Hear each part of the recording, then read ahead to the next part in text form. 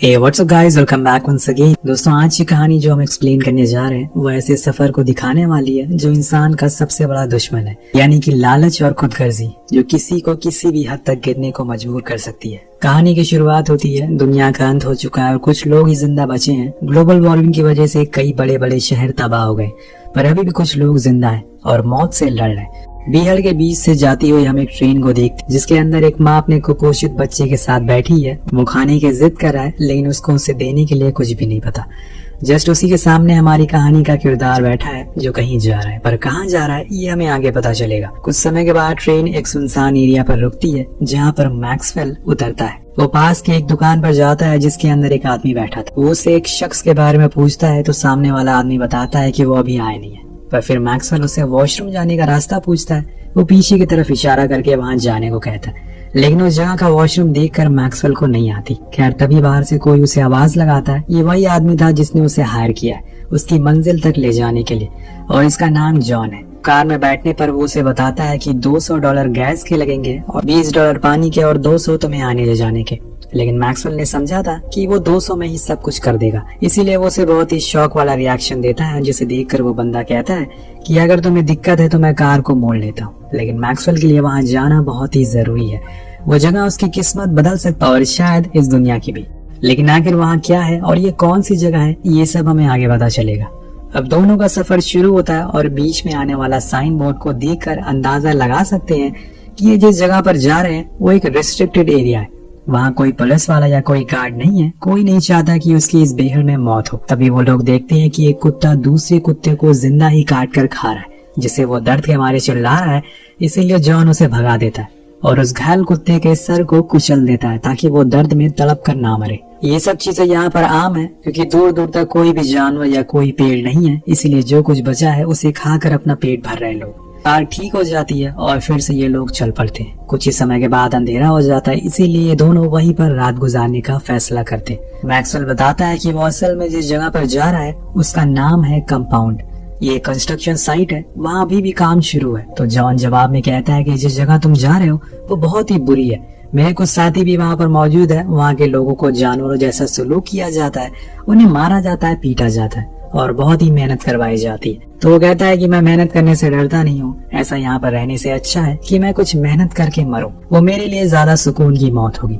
अब अगला दिन होता है और आज मैक्सवेल कार ड्राइव कर रहा होता है और जॉन सो रहा होता है। इसी का फायदा उठाकर वो इसी को ऑन कर देता है, जिससे कुछ ही देर बाद कार का इंजन बोल जाता है और गाड़ी वहीं रुक जाती है।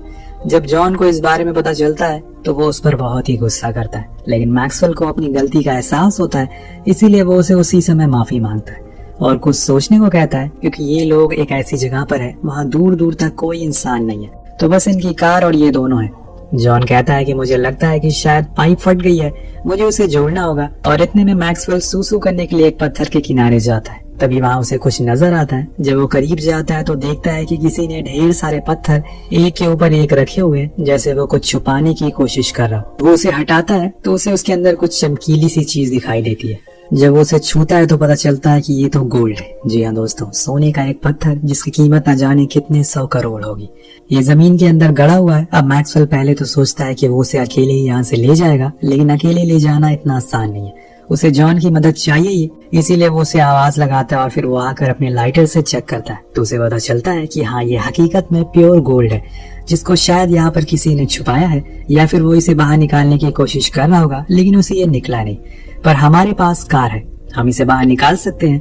दोनों लग जाते हैं। सबसे पहले तो उस जगह की खुदाई करने में उन्हें पहले पूरे पत्थर को देखना होगा कि ये आखिर कितना बड़ा है। जब वो ऐसा करते हैं तो उनके तो होश ही उड़ जाते हैं। वो गोल्ड का पत्थर बहुत ही ज्यादा बड़ा था, जिसे देख कर इनकी आंखें फटी ही फटी रह जाती है। उन्हें तो यकीन ही नहीं हो रहा था कि आखिर ये उनके हाथ क्या लग गया है। जब ये उसे कार से बांधकर पूरा निकालने की कोशिश करते हैं तो अब कार भी ठीक हो चुकी है और इसीलिए वो उसे पूरी पावर के साथ आगे की ओर खींचते हैं। लेकिन दोस्तों, रस्सी टूट जाती है और वो पत्थर अपनी जगह से हिलता ही नहीं है। दोनों इस कड़ी धूप में बहुत ही मेहनत करते हैं, लेकिन कोई फायदा नहीं होता। ऊपर से इन्हें थकान और हो जाती है। इतना बड़ा सोने का पत्थर ये कैसे छोड़ तो नहीं सकते, इसीलिए वो पास में ही रुकने का फैसला करते हैं और कल सुबह फिर से कोशिश करने को कहते हैं। रात में जब ये दोनों बैठे होते हैं तो जॉन को यकीन ही नहीं होता कि असल में उन्हें कुछ ऐसा मिल गया। दोनों ही डांस करना शुरू कर देते हैं। वो बहुत ही ज्यादा खुश थे, लेकिन दोस्तों आसानी से मिलने वाली चीज ज्यादा देर तक हमारे साथ नहीं रहती। चाहे वो इंसान हो या फिर सोने का पहाड़। मैक्सवेल कहता है कि अब मुझे उस जगह पर जाकर काम नहीं करना होगा, तो वहीं जॉन कहता है कि अब मुझे कार नहीं चलानी होगी, मैं आराम से खुद की जिंदगी गुजार सकता हूँ, लेकिन हमें कल एक छोटी जेसीबी चाहिए होगी, तभी वो सोना बाहर आ सकेगा। ऐसे हम कार से उसे बाहर नहीं निकाल सकते। यहाँ से कुछ किलोमीटर दूरी पर बनी एक जगह को मैं जानता हूँ जहाँ पर हमें वो जेसीबी मिल सकती है। हमें से किसी को भी सोने की रखवाली करनी होगी और किसी को वहाँ जाकर उसे लाना होगा। तो मैक्सवेल कहता है कि मैं रुकता हूँ, तुम वहाँ चले जाओ। दोनों एक दूसरे को देखने लगते हैं क्योंकि उन्हें एक दूसरे पर थोड़ा सा भी भरोसा नहीं था। इसीलिए जॉन कहता है कि तुम्हें तो यहाँ के बारे में कुछ भी पता नहीं है, कैसे तुम खुद को जीवित रख पाओगे, इसीलिए तुम जाओ। लेकिन मैक्सवेल अपनी जिद पर अड़ा रहता है और उसे आखिर में मना लेता है। और फिर अगले दिन जॉन उसे 1 गैलन पानी और 3 कैन फूड देकर कहता है कि मुझे आने में 2 दिन लगेंगे, तब तक तुम यही सैटेलाइट फोन अपने पास रखो। अगर कुछ होगा तो मुझसे कांटेक्ट करना, जितना हो सके उतना कम पानी का इस्तेमाल करना। जिसके बाद वो कार लेकर चला जाता है। अब से शुरू हो जाता है मैक्सवेल के लिए एक सर्वाइविंग परीक्षा, जिसे पास करना ही करना है। अगर वो फेल हुआ तो मारा जाएगा। सबसे पहले तो उसे खुद को धूप से बचाना होगा क्योंकि इससे वो डिहाइड्रेट हो सकता है, और इसीलिए जॉन के लिए एक टूटे टेंट को वहाँ पर एक सूखे पेड़ से खड़ा कर देता है। उसके नीचे बैठ जाता है। फिर वो उस फोन को चेक करता है जो कि सही से काम कर रहा था। वो रात में आग जलाने के लिए लकड़ियों का इंतजाम करने चला जाता है जो कि काफी दूर दूर तक पड़ी थी, लेकिन वो फिर भी उन्हें इकट्ठा करके ले आता है। रात में उसी को जलाता है ताकि कोई जंगली जानवर उसके करीब ना आ सके। उसके अंदर एक अलग किस्म की खुशी थी जो उस सोने को देख कर आ रही थी। उसके सामने उसकी सारी मुसीबतों का हल पड़ा हुआ था, बस वो उसके हाथ आ जाए। वो बस एक कदम दूर है। जब सुबह होती है तो थोड़ी दूरी पर सोया हुआ था वो, और जमीन पूरी तरह से तप रही थी। वो फौरन उठता और पानी पीता है और उसका पूरा बदन कांप रहा था।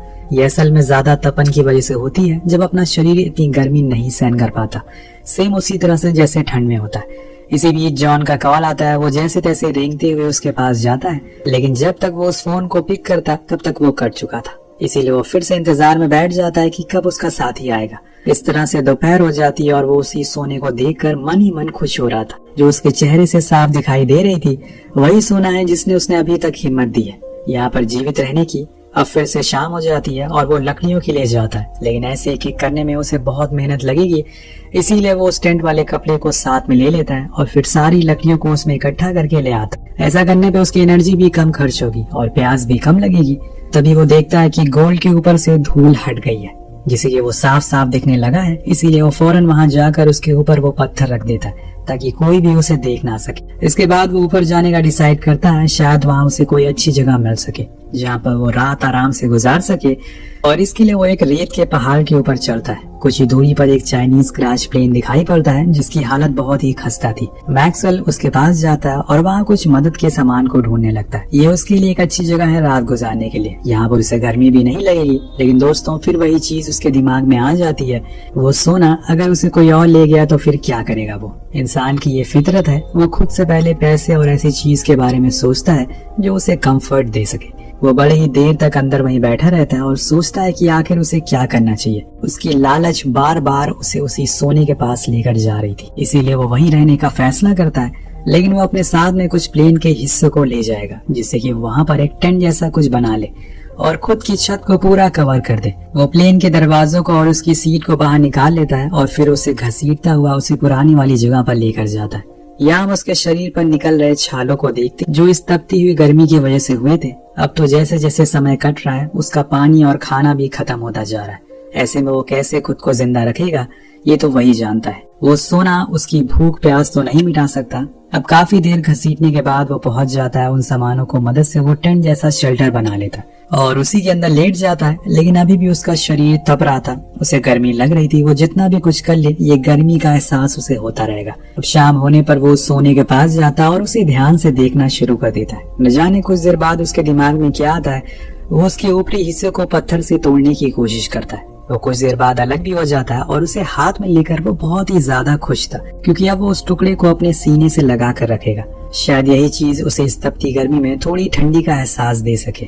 इसी दौरान उसके पास जॉन का कॉल आता है जो उसे बताता है कि अभी तक उसे वो जेसीबी नहीं मिली। रास्ते में उसकी कार खराब हो गई थी, इसीलिए उसे थोड़ा ज्यादा समय लगेगा। इधर से मैक्सवेल कहता है कि उसने सोने का एक हिस्सा तोड़ लिया है और वो उसके पास ही है। तो जॉन कहता है कि ठीक है, लेकिन तुम उसी के पास रहना, कहीं जाना मत। जिसके बाद वो फोन कट हो जाता है। जब अंधेरा होता है तो मैक्सवेल जंगली कुत्तों के आसपास होने का अभाव होता है इसीलिए वो आग लेकर उन्हें ढूंढने चला जाता है ताकि वो उन्हें डरा सके। उस रात वो पूरे टाइम बाहर ही बैठा रहता है, लेकिन फिर भी सुबह सुबह उसकी आंखें लग जाती है। यहाँ हम उसके चेहरे को देखते हैं जो कि अब पूरी तरह से खराब हो चुका है।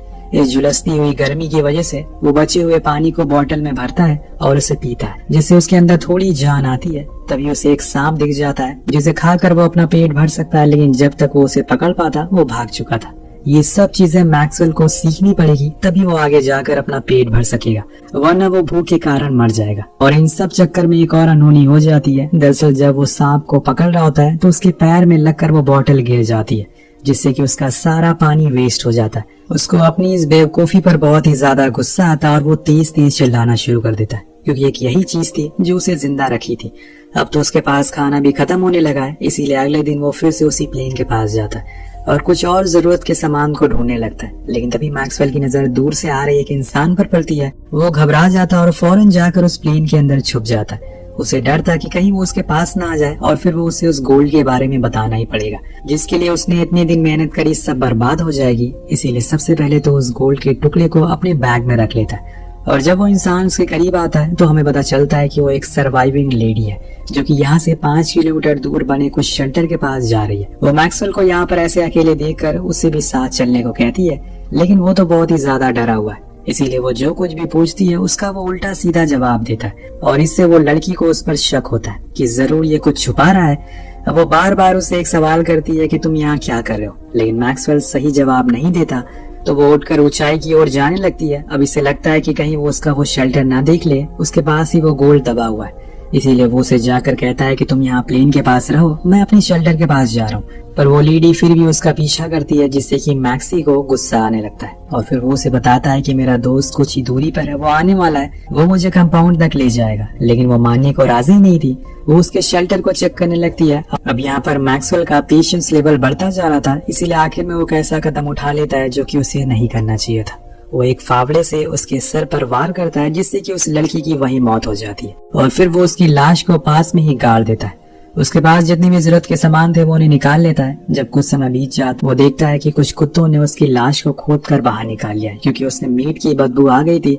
वो उन्हें वहां से भगा देता है और फिर उस लेडी की बॉडी को ले जाकर दूर एक जला देता है। अब वो रात मैक्सवेल सोता नहीं है। इस पूरे सफर में उसे पहली बार लगा कि शायद उसने ये गलत किया, उसे किसी की हत्या तो नहीं करनी चाहिए थी। वो रोने भी लगता है। जब सुबह होती है तो उसके पास जॉन का कॉल आता है, जो उसे बताता है कि मुझे तो जीसीबी मिल तो गई है, पर आने में थोड़ा समय लग सकता है। ये सुनकर मैक्सवेल को खुद की किस्मत पर तरस आता है कि आखिर उसने ये क्यों किया। उसके पास तो पीने का पानी भी नहीं है और ना ही खाने का सहारा। तभी उसकी नजर वहां से गुजर रही एक ट्रक पर पड़ती है। उसके पास ये सुनहरा मौका था, वो उस गोल्ड के टुकड़े को लेकर जा सकता है और खुद की जान भी बचा सकता है। लेकिन दोस्तों, इंसान का पेट कभी नहीं भरता, उसे जितना भी दे दो वो और मांगता ही रहेगा। मैक्सवेल के दिमाग में वो पूरे सोने का पत्थर था, जिसे कि वो अपने साथ ले जाना चाहता है। इसीलिए वो चुप हो जाता है और उसके सामने से वो ट्रक चली जाती है, या यूं कहें कि उसके सामने से उसकी जिंदगी चली जाती है। एक दिन जब वो लकड़ियों को लेकर वापस आ रहा होता है, तभी तेज रेतीला तूफान उसकी तरफ बढ़ने लगता है। वो फौरन अपने शेल्टर के पास जाता है, लेकिन वो तूफान इतना तेज था उसका सारा सामान उड़ जाता है। जब उसकी आंख खुलती है तो वो खुद को रेत के नीचे दबा हुआ पाता है। उसके पीठ में एक लकड़ी घुस गई थी, जिससे कि उसे बहुत ही तकलीफ हो रही थी। पर सबसे पहले ख्याल उसके दिमाग में ये आता है कि क्या वो सोने का टुकड़ा बचा है। वो ऐसे ही रेंगते हुए अपने बैग के पास जाता है, पर वो टुकड़ा तो उड़ गया था, लेकिन वो पत्थर अभी भी वहीं पड़ा हुआ था, जिससे कि उसे थोड़ी राहत मिलती है। अब वो किसी तरह अपने पेट से उस लकड़ी को निकालता और फिर आग जलाकर उस घाव को गर्म कर देता, ताकि खून बहना बंद हो सके और इन्फेक्शन ना हो। लेकिन इसमें उसे बहुत ही ज्यादा दर्द होता है, जिसकी वजह से वो वहीं बेहोश हो जाता है। जब दोबारा उसकी आंख खुलती है तो उसके सामने एक लेडी थी जो उसे पानी पिलाती है। मैक्सवेल को लगता है कि ये वही लेडी है जिसे उसने मार दिया। वो फिर से जिंदा हो गई, क्योंकि वो उसे हर जगह दिखाई देने लगी थी। कुछ देर बाद जब वो सही से होश में आता है तो वो लेडी उससे कहती है कि यहाँ से कुछ ही दूरी पर एक शेल्टर है, तुम्हें वहां तक ले जा सकती हूँ मैं। लेकिन मैक्सवेल साफ साफ मना कर देता है, उसे यहाँ से जाने को कहता है। अभी भी उसे गोल्ड की लालच है, मरते हुए भी उसे सोना चाहिए। अब जाते हुए वो लेडी पूछती कि क्या तुमने मेरी बहन को यहाँ से जाते हुए देखा है, तो वो मना कर देता है। पर जिसको उसने मारा था वही उसकी बहन थी। उसके जाने के बाद जॉन का उसके पास कॉल आता है, जो उससे कहता है कि उसे थोड़ा और समय लगेगा, तब तक तुम सोने का ख्याल रखो। अब मैक्सवेल आग जलाने की कोशिश करता है, लेकिन ऊपर हम देखते हैं कि गिद्ध उड़ने लग गए। कुछ ही दूरी पर वहाँ पर कुछ कुत्ते भी आ जाते हैं। वो फिर से जॉन को कॉल लगाता है और जल्दी आने को कहता है, लेकिन हम देखते हैं कि जॉन तो उसे कुछ ही दूरी पर बैठा हुआ है।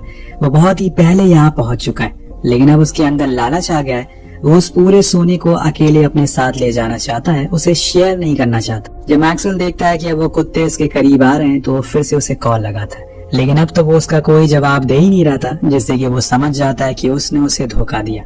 तभी एक कुत्ता आकर उसकी टांग पकड़ लेता है और फिर 2 आकर उसके हाथ को पकड़ लेते हैं। उसे बहुत ही बेरहमी से नोच नोच कर खाने लगते हैं। मैक्सवेल चिल्लाता है, उनसे खुद को छुड़ाने की कोशिश करता है, लेकिन वो फिर भी उसे खाते रहते, वो भी जिंदा हालत में। दूर जॉन ये सब देख रहा होता है, लेकिन दोस्तों इंसानियत से बड़ी चीज लालच है आज के समय में, जो कि हम देख ही सकते हैं। जब मैक्सवेल पूरी तरह से मर जाता है तो जॉन अपनी ट्रक लेकर वहां आता है और मैक्सवेल को देखता है जिसकी अतड़ियां बाहर निकल चुकी है, लेकिन उसे तो वो सोना चाहिए और इसीलिए वो उसे लेने के लिए आगे बढ़ता है। पर तभी अचानक से एक एरो, एक तीर आकर उसके सीने पर लगती है और वो मारा जाता है। हमें यहाँ दिखाया नहीं जाता कि ये तीर किसने चलाया। आपको क्या लगता है ये किसका काम होगा? अब इस गोल्ड को कौन लेकर जाएगा, ये सब हमें शायद इस कहानी के सेकंड पार्ट में देखने को मिले। कहानी यही पर अंत हो जाती है। तो आपको ये कहानी कैसी लगी नीचे कमेंट करके जरूर बताएगा। मिलते हैं अगले वीडियो में। Peace out.